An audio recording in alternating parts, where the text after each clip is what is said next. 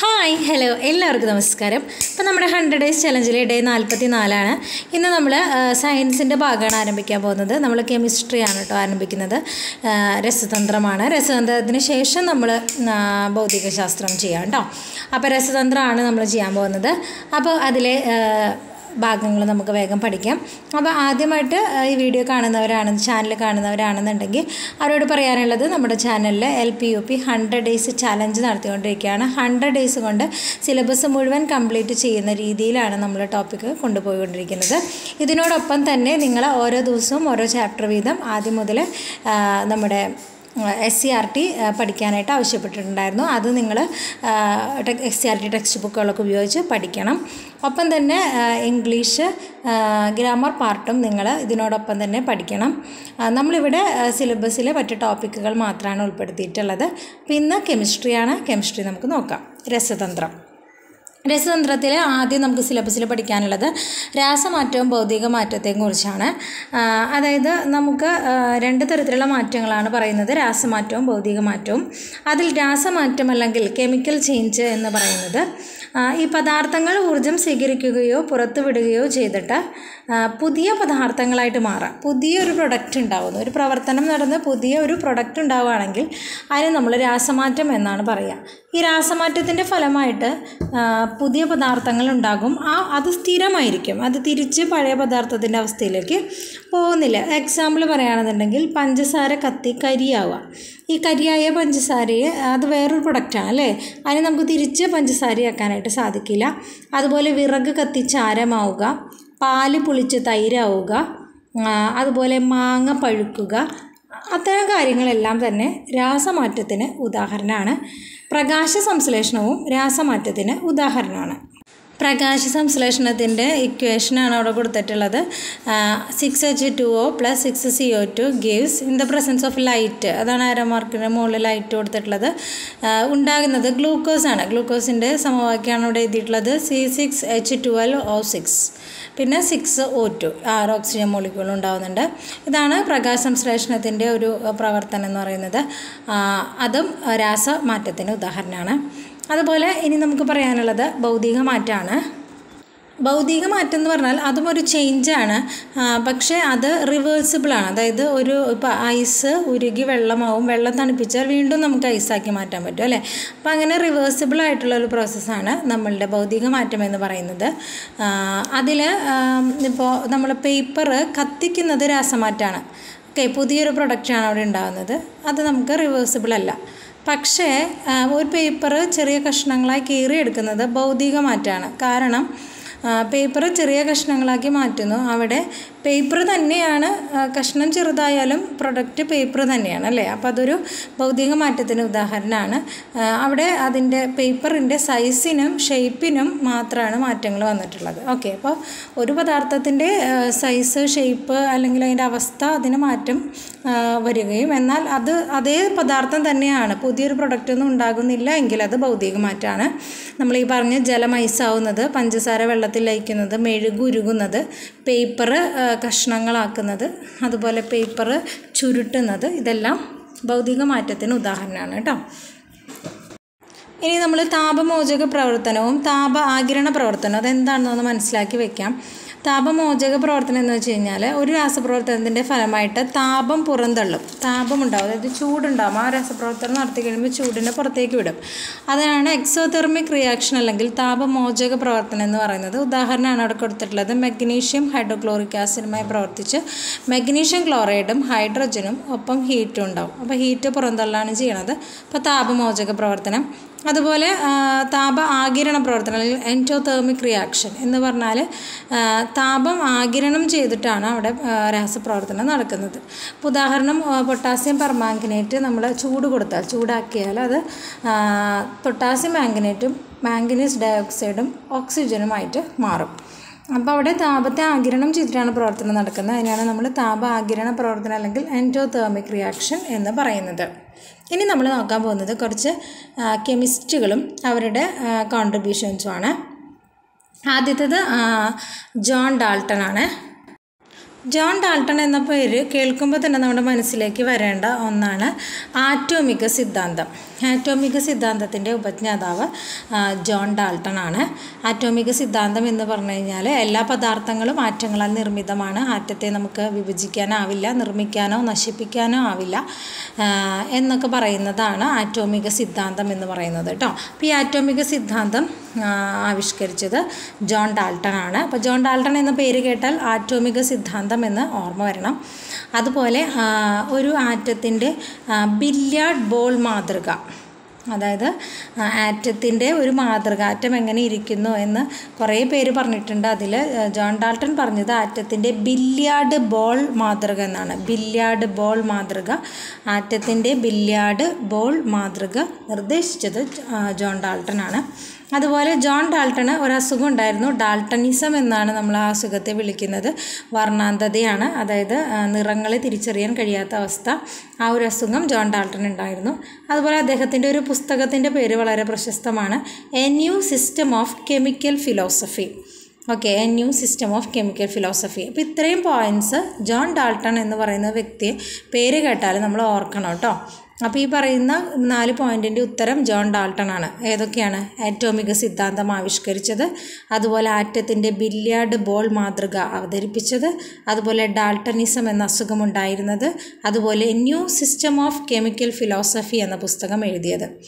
ഈ 4 പോയിൻറ്റും John Dalton ആണ് answer. കിട്ടിയല്ലോ. ഇനി അടുത്തത് ലുക്രീഷ്യസ് ആണ്.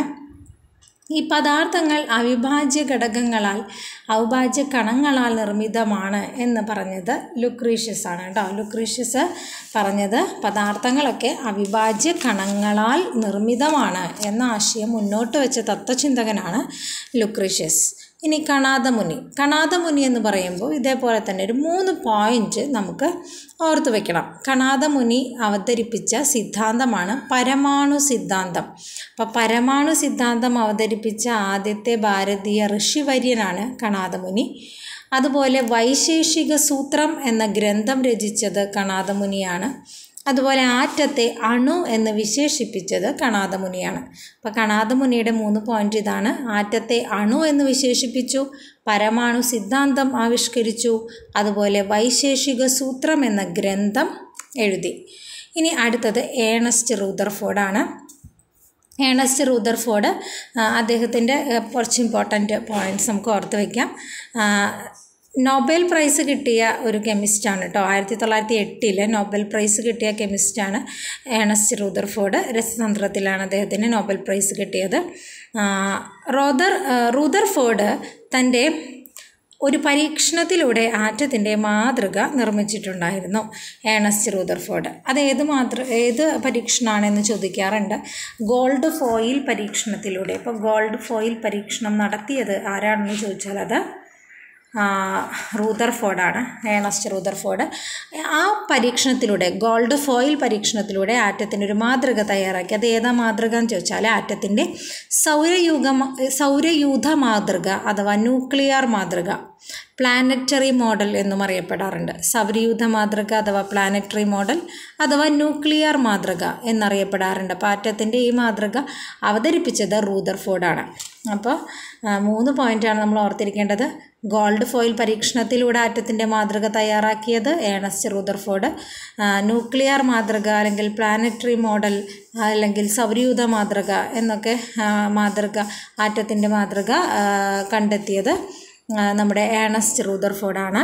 അതുപോലെ നൊബൽ പ്രൈസ് 1908 ഏണസ്റ്റ് റൂദർഫോർഡിന് ലഭിച്ചിട്ടുണ്ട്. ഓക്കെ, ഇനി അടുത്ത ആൾക്കാരെ നോക്കാം. അടുത്തത് നീൽസ് ബോറാണ്. നീൽസ് ബോർ ആറ്റത്തിൻ്റെ ബോർ മാതൃക അവതരിപ്പിച്ചത് നീൽസ് ബോറാണ്, ബോർ മാതൃക. അതുപോലെ റൂദർഫോർഡിൻ്റെ ആറ്റം മാതൃകയ്ക്ക് വ്യക്തമായ വിശദീകരണം നൽകിയത് ഈ നീൽസ് ബോറാണ്. അപ്പോൾ നീൽസ് ബോറിൻ്റെ മാതൃക ബോർ മാതൃകയാണ്, ബോർ. ഇനി ഈ ബോർ മാതൃകയിൽ പ്രധാനപ്പെട്ട ആശയങ്ങൾ എന്താണെന്ന് വെച്ച് കഴിഞ്ഞാൽ ഓർബിറ്റ് അഥവാ ഷെൽ എന്നറിയപ്പെടുന്ന സഞ്ചാരപാതയിലൂടെയാണ് ഇലക്ട്രോണുകൾ സഞ്ചരിക്കുന്നത് എന്ന് പറഞ്ഞത് ഈ നീൽസ് ബോറാണ്. അതുപോലെ ഈ ഷെല്ലുകളെ നമ്മൾ ഊർജ്ജ നിലകൾ എന്നാണ് വിളിക്കുക. ഓക്കെ, അതിനൊക്കെ ഓരോ നിശ്ചിത ഊർജ്ജമുള്ളത് കൊണ്ട് അതിനെ ഊർജ്ജ നിലകൾ എന്ന് വിളിക്കുന്നുണ്ട്. അതുപോലെ ഒരു ഷെല്ലിൽ പ്രദക്ഷിണം ചെയ്യുമ്പോൾ ഈ ഇലക്ട്രോണുകൾക്ക് ഒരു ഷെല്ലിൽ ഇങ്ങനെ പ്രദക്ഷിണം ചെയ്തുകൊണ്ടിരിക്കുകയാണ് ഇലക്ട്രോണുകൾ. ആ ചെയ്തുകൊണ്ടിരിക്കുന്ന സമയത്ത് ഊർജ്ജം കൂടുകയോ കുറയുകയോ ഒന്നും ചെയ്യുന്നില്ല. അതുപോലെ ന്യൂക്ലിയസിൽ നിന്ന് അകലും തോറും ഷെല്ലുകളുടെ ഊർജ്ജം കൂടി വരുന്നുണ്ട്. അതുപോലെ ഈ ഷെല്ലുകൾക്ക് ന്യൂക്ലിയസിൽ നിന്ന് തുടങ്ങി 1, 2, 3, 4 എന്ന് നമ്മൾ നമ്പർ നൽകുകയോ അല്ലെങ്കിൽ KLMN എന്ന് പേരുകൾ നൽകുകയോ ചെയ്യാറുണ്ട്. ഇതാണ് ആറ്റത്തിൻ്റെ ബോർ മാതൃകയിലെ പ്രധാനപ്പെട്ട ആശയങ്ങൾ. ഈ ബോർ മാതൃക ആവിഷ്കരിച്ചത് നീൽസ് ബോറാണ്. ഓക്കെ, അതുപോലെ റൂദർഫോർഡിൻ്റെ ആറ്റം മാതൃകയ്ക്ക് വ്യക്തമായൊരു വിശദീകരണം നൽകാൻ സാധിച്ചതും നീൽസ് ബോറിനാണ്. ഇനി അടുത്ത ആളാണ് JJ തോംസൺ.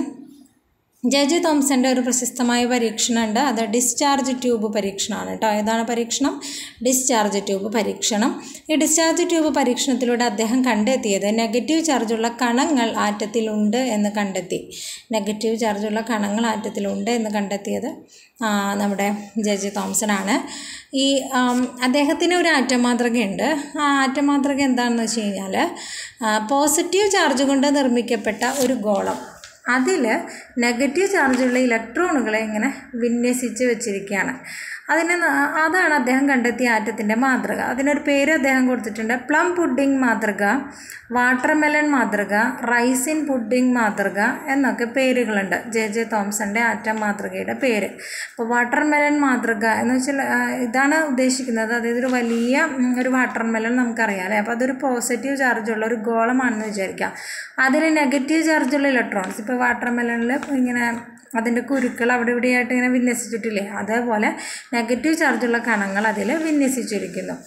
പോസിറ്റീവ് ചാർജുള്ള ഒരു ഗോളത്തിൽ നെഗറ്റീവ് ചാർജുള്ള ഇലക്ട്രോൺസ് വിന്യസിച്ചിരിക്കുന്നു. അതാണ് JJ തോംസൺ കണ്ടെത്തിയ ആറ്റം മാതൃക. അതിൻ്റെ പേര് പ്ലം പുഡിംഗ് മാതൃക, വാട്ടർമെലൺ മാതൃക അല്ലെങ്കിൽ റൈസിൻ പുഡിംഗ് മാതൃക. ഇത് ആവിഷ്കരിച്ചത് JJ തോംസൺ ആണ്. അദ്ദേഹത്തിൻ്റെ പരീക്ഷണം മറക്കണ്ട, ഡിസ്ചാർജ് ട്യൂബ് പരീക്ഷണത്തിലൂടെയാണ് അദ്ദേഹം നെഗറ്റീവ് ചാർജുള്ള കണങ്ങൾ ആറ്റത്തിലുണ്ടെന്ന് കണ്ടെത്തിയത്. അതുപോലെ അദ്ദേഹം വേറൊരു പരീക്ഷണം കൂടി നടത്തിയിട്ടുണ്ട്, കാഥോഡ് റേ പരീക്ഷണം. അപ്പോൾ JJ തോംസൻ്റെ 2 പരീക്ഷണങ്ങൾ ഡിസ്ചാർജ് ട്യൂബ് പരീക്ഷണവും കാഥോഡ് റേ പരീക്ഷണവുമാണ്. ഡിസ്ചാർജ് ട്യൂബ് പരീക്ഷണത്തിലൂടെ അദ്ദേഹം നെഗറ്റീവ് ചാർജുള്ള കണങ്ങൾ ആറ്റത്തിലുണ്ട് എന്ന് കണ്ടെത്തി. കാഥോഡ് റേ പരീക്ഷണത്തിലൂടെ അദ്ദേഹം കണ്ടെത്തിയത് എന്താണെന്നുണ്ടെങ്കിൽ ഇലക്ട്രോണിൻ്റെ മാസും, അതായത് നെഗറ്റീവ് ചാർജുള്ള കണം എന്ന് പറയുന്നത് ഇലക്ട്രോൺ ആണല്ലോ, ഇലക്ട്രോണിൻ്റെ മാസും ഇലക്ട്രിക്കൽ ചാർജും തമ്മിലുള്ള അനുപാതം അദ്ദേഹം കണ്ടെത്തി. അപ്പോൾ JJ തോംസൺ കാഥോഡ് റേ പരീക്ഷണത്തിലൂടെ ഇലക്ട്രോണിൻ്റെ മാസും ഇലക്ട്രിക്കൽ ചാർജും, ഒരു ഇലക്ട്രോൺ എടുത്താൽ അതിൻ്റെ മാസും ഇലക്ട്രിക് ചാർജും തമ്മിലുള്ള അനുപാതം കണ്ടെത്താൻ കാഥോഡ് റേ പരീക്ഷണത്തിലൂടെ JJ തോംസണ് കഴിഞ്ഞു. അടുത്തത് ഹംഫ്രി ഡേവിയാണ്. സർ ഹംഫ്രി ഡേവി വൈദ്യുതി ഉപയോഗിച്ച് സംയുക്തങ്ങളിൽ നിന്ന് മൂലകങ്ങളെ വേർതിരിച്ചെടുത്തു. വൈദ്യുതി ഉപയോഗിച്ച് സംയുക്തങ്ങളിൽ നിന്ന് മൂലകങ്ങളെ വേർതിരിച്ചെടുത്തത് സർ ഹംഫ്രി ഡേവിയാണ്. അദ്ദേഹം വൈദ്യുതി ഉപയോഗിച്ച് ഇങ്ങനെ വേർതിരിച്ചെടുത്ത മൂലകങ്ങളുടെ പേരുകൾ പഠിക്കണം. അദ്ദേഹം വേർതിരിച്ച മൂലകങ്ങളാണ് potassium, sodium, magnesium, calcium, strontium, barium, boron. Potassium, sodium, magnesium, calcium, strontium, barium, boron. ഇത്തരം മൂലകങ്ങളാണ് വേർതിരിച്ചെടുത്തത്. അതിനൊരു കോഡുണ്ട്, വേണമെങ്കിൽ ഉപയോഗിക്കാം. അതായത് ഒരു ചെറിയ കോഡാണ്.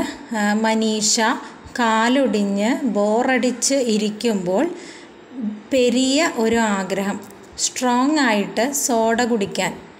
പൊട്ട സോഡയായിരുന്നു ഡേവീസ് ചേട്ടൻ്റെ കടയിൽ ഉണ്ടായിരുന്നത്. ഇതാണ് കോഡ്. ഇതിൻ്റെ ഒരു എക്സ്പ്ലനേഷൻ എങ്ങനെയാണെന്നുണ്ടെങ്കിൽ, മനീഷ എന്ന് പറഞ്ഞാൽ മഗ്നീഷ്യം, കാലൊടിഞ്ഞ് കാൽസ്യം, ബോറടിച്ച് ബോറോൺ, ഇരിക്കുമ്പോൾ പെരിയ ആഗ്രഹം, പെരിയ ബെരിയ ബേരിയത്തിനെയാണ് ഉദ്ദേശിച്ചത് കേട്ടോ, പെരിയ എന്ന് ഉദ്ദേശിച്ചത് ബേരിയം. സ്ട്രോങ് ആയിട്ട്, അതായത് സ്ട്രോൺഷ്യം, സോഡ കുടിക്കാൻ സോഡിയം, പൊട്ട സോഡയായിരുന്നു, അതായത് പൊട്ടാസ്യം.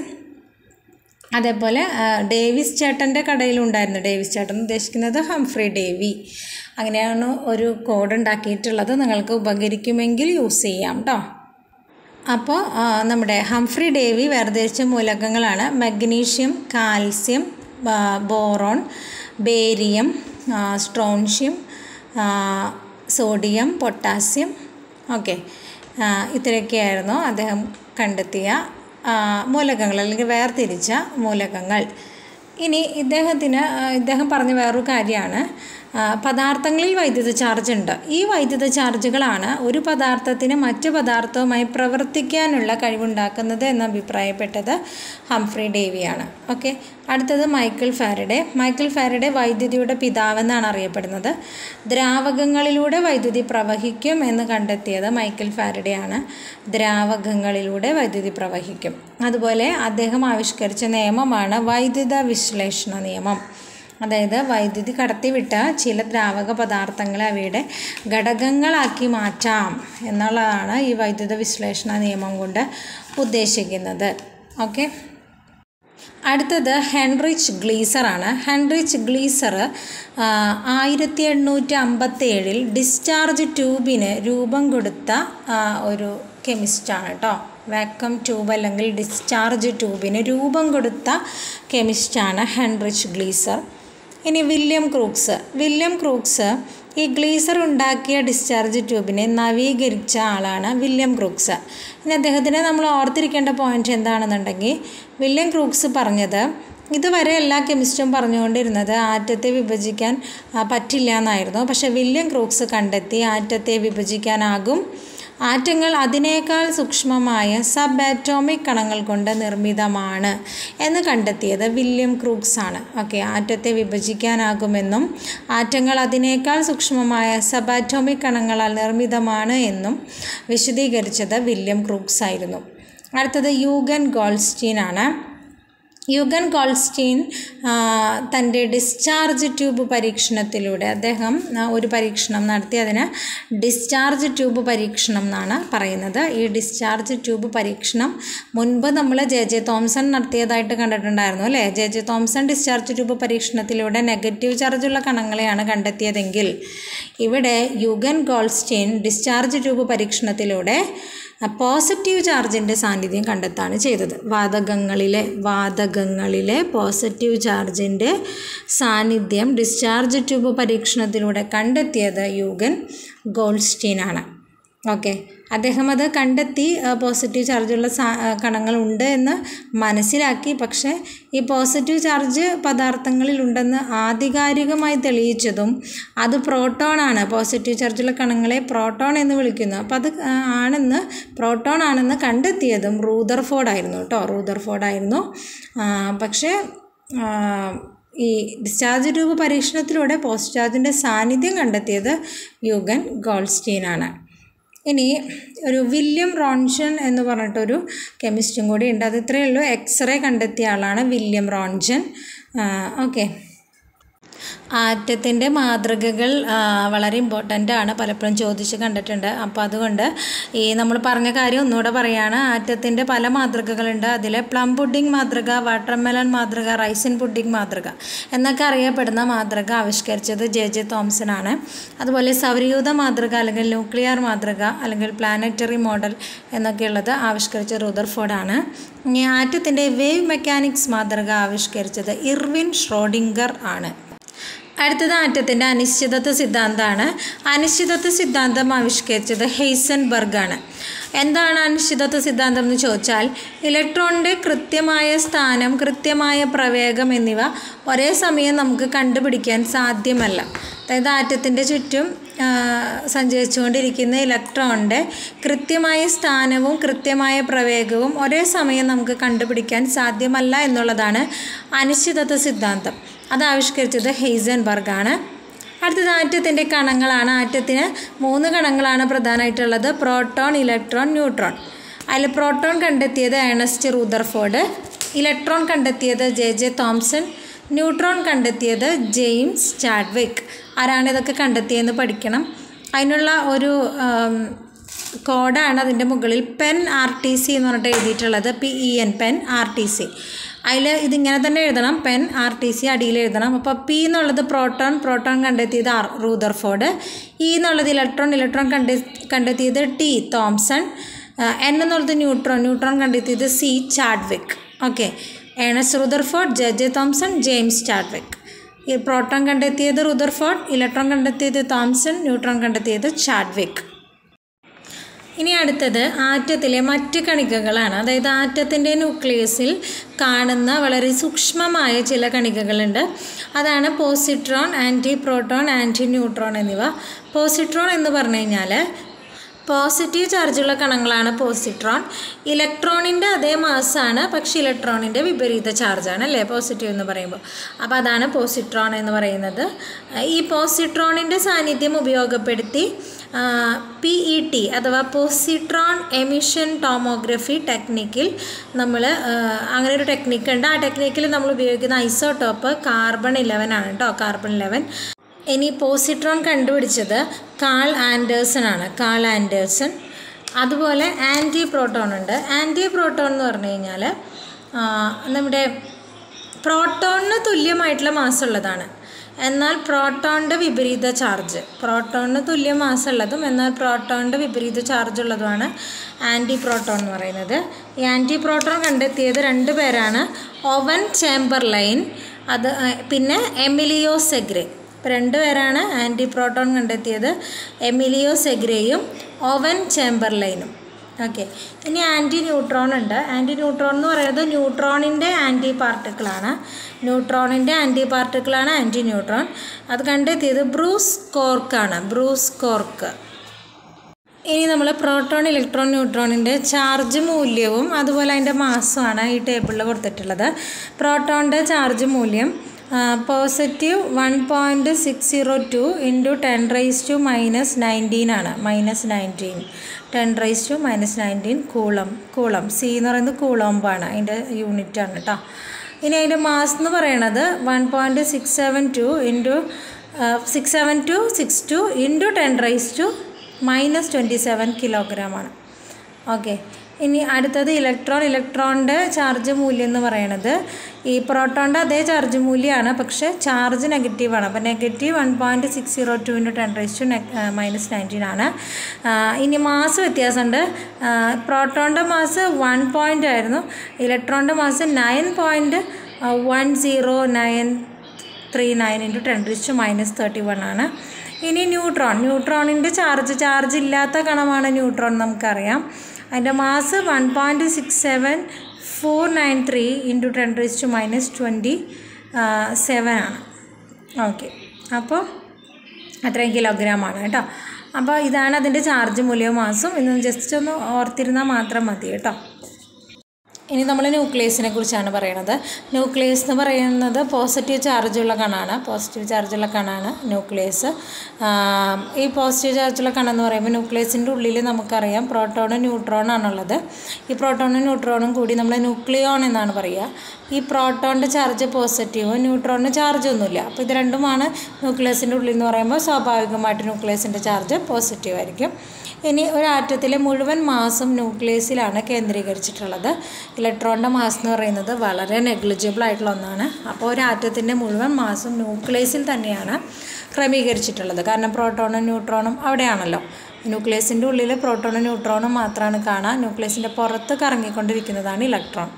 ഇനി പ്രോട്ടോണിൻ്റെ മാസും ഇലക്ട്രോണിൻ്റെ മാസും തമ്മിലുള്ളൊരു റേഷ്യോ ആണ് അവിടെ തന്നിട്ടുള്ളത്. Proton mass is electron mass is equal to 1836:1.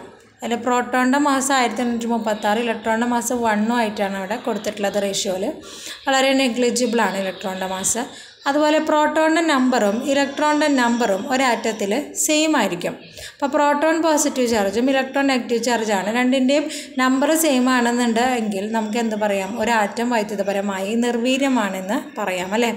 കാരണം പോസിറ്റീവ് നെഗറ്റീവും ഒരേപോലെ വന്നു കഴിയുമ്പോൾ അത് നെഗ്ലിജിബിളാണ്, അത് 0 ആയിട്ട് മാറും. ഇനി ഒരു ന്യൂക്ലിയസിനേക്കാൾ 5⁻10 10⁵5 അത്രയും ഇരട്ടി വലിപ്പം ഒരാറ്റത്തിനുണ്ടാവും. ഒരു ന്യൂക്ലിയസിന് എത്ര വലിപ്പമുണ്ടോ അതിൻ്റെ 10⁵5 ഇരട്ടി വലിപ്പമാണ് ഒരു ആറ്റത്തിന് ഉണ്ടായിരിക്കുക. ഇനി ഇലക്ട്രോണാണ് പഠിക്കാൻ പോകുന്നത്. ഇലക്ട്രോണിൻ്റെ ചാർജ് എന്താണ്? നെഗറ്റീവ് ചാർജാണ് ഇലക്ട്രോണിന്. ഏറ്റവും ഭാരം കുറഞ്ഞ കണമാണ് ഇലക്ട്രോൺ. ഇനി ഇലക്ട്രോൺ കാണുന്നത് ന്യൂക്ലിയസിന് പുറത്താണ്, ന്യൂക്ലിയസിനെ ചുറ്റി സഞ്ചരിക്കുന്നതാണ് ഇലക്ട്രോൺ എന്ന് പറയുന്നത്. ഇനി മില്ലിഗൻ എന്ന് പറയുന്ന കെമിസ്റ്റാണ് ഇലക്ട്രോൺ ചാർജിൻ്റെ മൂല്യം കണ്ടുപിടിച്ചത്. അത് ഏത് പരീക്ഷണത്തിലൂടെയാണെന്ന് ചോദിച്ചാൽ ഓയിൽ ഡ്രോപ്പ് പരീക്ഷണത്തിലൂടെയാണ്. ഓയിൽ ഡ്രോപ്പ് പരീക്ഷണത്തിലൂടെ ഇലക്ട്രോൺ ചാർജിൻ്റെ മൂല്യം കണ്ടുപിടിച്ചത് മില്ലിഗൻ. ഇനി ഇലക്ട്രോണിന് ഒരു ദ്വൈത സ്വഭാവമാണുള്ളത്. ഡി ബ്രോഗ്ലി ആണ് അത് കണ്ടെത്തിയത്. ഡുവൽ നേച്ചർ ആണുള്ളത് ഇലക്ട്രോണിന്. അത് കണ്ടെത്തിയ കെമിസ്റ്റ് ഡി ബ്രോഗ്ലിയാണ്. De Broglie. അപ്പോൾ ഇലക്ട്രോണിൻ്റെ ദ്വൈത സ്വഭാവം അല്ലെങ്കിൽ ഡ്യുവൽ നേച്ചർ എന്താണെന്ന് ചോദിച്ചാൽ ഇലക്ട്രോണിന് തരംഗ സ്വഭാവമുണ്ട്, കണികാ സ്വഭാവമുണ്ട്. ഈ രണ്ട് സ്വഭാവം ഉള്ളതുകൊണ്ടാണ് അതിന് ദ്വൈത സ്വഭാവമുണ്ട് എന്ന് പറയുന്നത്. തരംഗ സ്വഭാവം എന്ന് വെച്ചാൽ വേവ് നേച്ചർ, കണിക സ്വഭാവം പാർട്ടിക്കിൾ നേച്ചർ. അതിൽ ഈ തരംഗ സ്വഭാവം കണ്ടെത്തിയത് CJ ഡേവിസൺ, LH ജെർമർ എന്നിവർ ചേർന്നിട്ടാണ് തരംഗ സ്വഭാവമുണ്ടെന്ന് കണ്ടുപിടിച്ചത് കേട്ടോ. ഇനി അടുത്തത് ജോൺ സ്റ്റോൺസ്റ്റോണി എന്ന് പറയുന്ന ഒരു കെമിസ്റ്റാണ്. അദ്ദേഹം ഇലക്ട്രോൺ എന്ന പേര് നൽകിയത് ജോൺ സ്റ്റോൺസ്റ്റോണിയാണ്. ജോൺ സ്റ്റോൺസ്റ്റോണിയാണ് ഇലക്ട്രോൺ എന്ന പേര് നൽകിയത്. ഇനി പ്രോട്ടോണാണ്. പ്രോട്ടോണിൻ്റെ ചാർജ് പോസിറ്റീവ് ചാർജാണ്. ആറ്റത്തിൻ്റെ ഐഡൻറ്റിറ്റി കാർഡ്, ആറ്റത്തിൻ്റെ ഫിംഗർ പ്രിൻറ്റ് എന്നൊക്കെ അറിയപ്പെടുന്നത് പ്രോട്ടോണാണ് കേട്ടോ. പ്രോട്ടോണിൻ്റെ മാസ് ഒരു ഹൈഡ്രജൻ ആറ്റത്തിൻ്റെ മാസ്സാണ്. ഇപ്പോൾ ഒരു പ്രോട്ടോണിൻ്റെ മാസ് എന്ന് പറഞ്ഞാൽ ഒരു ഹൈഡ്രജൻ ആറ്റത്തിൻ്റെ മാസ്സാണ്. അടുത്തത് ന്യൂട്രോൺ ആണ്. ന്യൂട്രോൺ ചാർജ് ഇല്ലാത്ത കണമാണ്. ആറ്റത്തിലെ ചാർജ് ഇല്ലാത്ത കണമാണ് ന്യൂട്രോൺ. ഏറ്റവും ഭാരം കൂടിയ കണമാണ് ന്യൂട്രോൺ. ന്യൂട്രോൺ കണ്ടെത്തിയത് ജെയിംസ് ചാഡ്വിക്ക്, നമ്മൾ നേരത്തെ പറഞ്ഞതാണ്. ഇനി ഈ ജെയിംസ് ചാഡ്വിക്ക് ന്യൂട്രോൺ കണ്ടെത്തിയത് ഒരു പരീക്ഷണം ചെയ്തിട്ടാണ്. അതെന്താണെന്നാണ് ഇവിടെ പറഞ്ഞത്. ബെറിലിയത്തിൻ്റെ നേർത്ത തകിടിൽ എക്സ് കിരണങ്ങളെ ശക്തമായി ഇടിപ്പിച്ചിട്ടാണ് ഇദ്ദേഹം ഈ ന്യൂട്രോണിൻ്റെ സാന്നിധ്യം കണ്ടുപിടിച്ചത്. ഓക്കെ. ന്യൂക്ലിയസിൽ ന്യൂട്രോൺ ഇല്ലാത്ത മൂലകം ഹൈഡ്രജനാണ് കേട്ടോ. ന്യൂക്ലിയസിൽ ന്യൂട്രോൺ ഇല്ലാത്ത മൂലകം ഹൈഡ്രജനാണ്. ഇത്രയാണ് നമ്മൾ രസതന്ത്രത്തിൽ ഇന്ന് ഉൾപ്പെടുത്തിയിട്ടുള്ള ടോപ്പിക് എന്ന് പറയുന്നത്. രസതന്ത്രം അത്യാവശ്യം കുറച്ചധികം കാര്യങ്ങൾ നമുക്ക് പഠിക്കാനുള്ള മേഖലയാണ്. കുറച്ചധികം കാര്യങ്ങൾ നമുക്ക് പഠിച്ചു പോകണം, എന്നാലാണ് നമുക്കത് തീരുള്ളൂ പഠിച്ച്. അപ്പോൾ ഈ ഒരാഴ്ച കൊണ്ട് നമ്മൾ കെമിസ്ട്രി മുഴുവനായിട്ട് തീർക്കും കേട്ടോ. രസതന്ത്രം മുഴുവനായിട്ട് തീർക്കും. അപ്പോൾ എല്ലാവരും നന്നായിട്ട് പഠിക്കുക. ഇതിൽ ഒന്നും നമുക്ക് കളയാനില്ല, എല്ലാം ഇമ്പോർട്ടൻ്റ് ആയിട്ടുള്ള പോയിൻറ്റ്സ് തന്നെയാണ്. അപ്പോൾ എല്ലാവരും നന്നായിട്ട് പഠിക്കുക. അപ്പോൾ നമ്മളൊരു 100 ഡേയ്സ് ചലഞ്ചാണ് വെച്ചിട്ടുള്ളത്. ഈ 100 ഡേയ്സ് സ്റ്റഡി ടൈം ടേബിൾ എങ്ങനെയാണ് ഈ 100 ഡേയ്സിൽ പഠിക്കേണ്ടത്, ഏതൊക്കെ ടോപ്പിക് ഏതൊക്കെ പഠിക്കണം എന്ന് 100 ഡേയ്സ് വരെയും എങ്ങനെ പഠിക്കണം എന്നുള്ളത് ഒരു വീഡിയോ നമ്മൾ ചെയ്തിട്ടുണ്ട്. അപ്പോൾ അഥവാ നമ്മളുടെ ഓരോ ദിവസത്തെയും ടോപ്പിക്ക് കാണാൻ പറ്റിയില്ലെങ്കിൽ കൂടി നിങ്ങൾക്ക് ആ 100 ഡേയ്സിൻ്റെ സ്റ്റഡി ടൈം ടേബിളിൻ്റെ വീഡിയോ കണ്ടാൽ 100 ദിവസം എങ്ങനെ എന്തൊക്കെ പഠിക്കണം എന്നുള്ള അതിൽ പറഞ്ഞിട്ടുണ്ട്. അപ്പോൾ ആ വീഡിയോയുടെ ലിങ്ക് ഞാനിതിൻ്റെ ഫസ്റ്റ് കമൻറ്റായിട്ട് കൊടുക്കാം. അപ്പോൾ നിങ്ങൾ ആ വീഡിയോ ഒന്ന് കണ്ടു നോക്കണം കേട്ടോ. അപ്പോൾ എല്ലാവരും നന്നായിട്ട് പഠിക്കാം. അടുത്ത ദിവസം വീണ്ടും കാണാം. Thank you.